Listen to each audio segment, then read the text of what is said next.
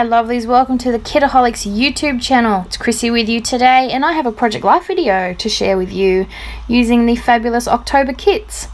So I'm just starting by going through the Project Life cards, the pre-cut cards that we get in the Project Life kit, and I'm just picking out which cards I want to use. Believe it or not, I don't stick with either of these two.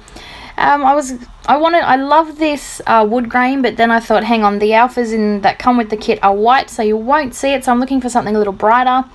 I love the kaleidoscope piece that I had a minute ago, but I thought it was just too bright for this spread, so I just want to find something a little more neutral that the alphabet will pop off. So I end up going with this blue wash one here. And this is going to be my title card. So I'm going to use these alphas to put week 11.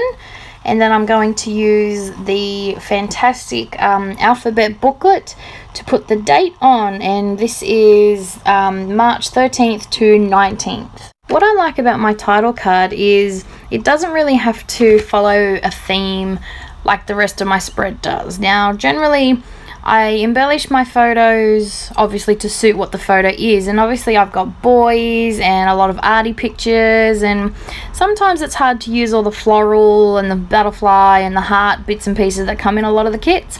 That's why I like to use them on my title card. I like to use my title card as sort of like a mini scrapbook page that I can use all those other things that wouldn't suit any of the photos on my spread, if that makes sense.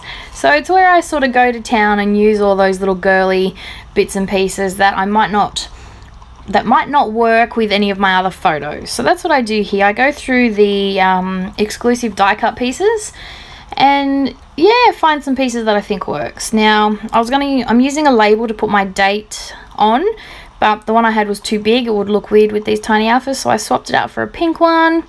And now I'm just attaching the date with these alphabet stickers. This booklet is fantastic. I bought an extra 3 from the online store on release night, and yeah, they're a fantastic inclusion in the Project Life kit. They you get multiple sheets of each letter, which is really cool. Well, the entire alphabet really. So they're really good for Project Life, scrapbook layouts, journaling, things like that, because they're a nice small size. So just doing a hand-drawn border, and it looked a little plain, so I go through the die cuts and get some butterflies out, and then a few enamel dots. I love the enamel dots that come with this collection, the hearts and the dots. They're a fantastic inclusion. They suit the spread great, and I love that you get more than just dots, that you get some hearts as well. And then it's looking a little plain, so I decide to you know, think, what else can I do to put a little spin on it, like my little spin. And so I go and grab my Liquitex paint marker, my white one, and just throw some splatters on it, because, you know, splatters just fix everything. They make everything perfect. They give that beautiful touch of mixed media to a scrapbook, to a Project Life page, I should say, because we know how much I love my mixed media, and sometimes it can be hard to incorporate that onto a Project Life spread, which is why I love these cards. As you can see, they give that watercolor and that painty mixed media feel. But, you know, when you just want to throw some mixed media vibes in there, paint splatters or ink splatters are a great way to do it. And we know how much I love my mixed media. So I'm just looking to finish off my card. This Good Vibes was just a little bit big, so I decided to use some of the tiny word stickers. I love it when tiny word stickers are included on a sticker sheet or something, because they're the perfect little embellishment, I find sometimes. When you're just looking to add something to an embellishment cluster or to a photo, they just give a great little something. And yeah, so that's what I did with my title card. I felt it just needed something extra, so yeah, good little tiny word sticker. So this is just me finishing off my title card. I've added some enamel dots and some hearts and things, and I'm going to pull out the next photo that I want to work on, but then I go back and add my paint splatters. So there's a photo on here of my lovely messy hands after I've done an art journal page. Now, these are sort of like a self-portrait, or a way to include my messy self in our spreads. And as you can see, I had a card there, and I was going to do something about that that messy this picture here. But as I was looking at the cut apart sheet, I found this this cut apart piece. What does it say? Embrace the glorious mess you are, or something like that. And I thought that was perfect. So in the end, I swap out that card for the cut apart piece. Now, as you can see, I've changed both the cards and don't use any of the cards I picked out at the very beginning, but you know, that's the way it goes. I find that I spend the most time on my title card, and I find that I either love it or hate it. And sometimes it takes a bit for me to get the flow happening of using all the bits and pieces together on my Project Life spreads, but I find that once I've done my title card, generally I've gotten into the flow of putting everything together, and the rest of it goes much quicker. So now I'm going to move on to the rest of the photos that I want to add journaling to. Now, if you've seen any of my Project Life videos before, you know that I very rarely use journaling cards for journaling. I use filler cards and fill in spaces and things like that. I take so many photos that I generally have one space for a filler card because I don't like to cram 4 small photos in there, and I have a space for my title card, and then the rest is all pretty full, so it doesn't leave me a lot of space for journaling. So what I do instead is I cut strips of cardstock or paper, and I put my journaling on those, and then I attach them directly to my photos, and that is how I include the stories behind my photos. That's always the fun part for me. I do love remembering those stories. Now, there's a picture, this picture here is me spray painting a pair of gloves on Will's hand.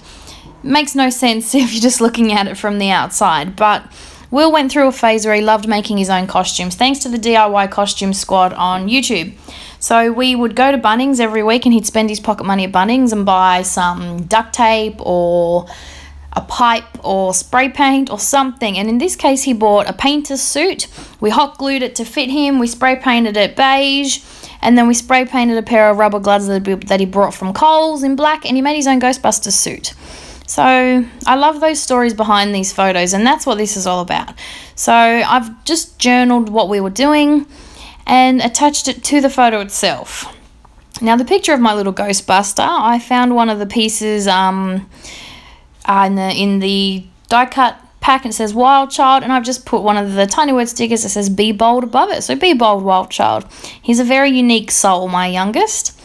Now, as you can see, I just took off the embellishment cluster that I put on this photo because I found this piece that says Be You Creatively or something like that, and Be You Colourfully or something like that, and I felt that it worked much better for this picture and for what I was trying to document about my messy side in the spread. So I just took it off and then put that one down.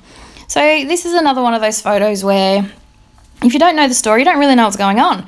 So I wanted to include the story. Now, some nights in the middle of the night, both of my boys wake up, or one of them wakes up, they take turns, something like that. Now, Will has a habit of waking up between 1 and 3 o'clock in the morning and climbing in the middle of our bed and snuggling in if he's had a bad dream or if he's just woken up. And this is me waking up to find him there and think, okay, better put you back to bed. And you can't actually see him, but he's curled up right up to his dad's back. So this is at 4 o'clock in the morning when the dog may have woken me up to go out to pee, and I've rolled over and noticed that there's an extra lump in the bed.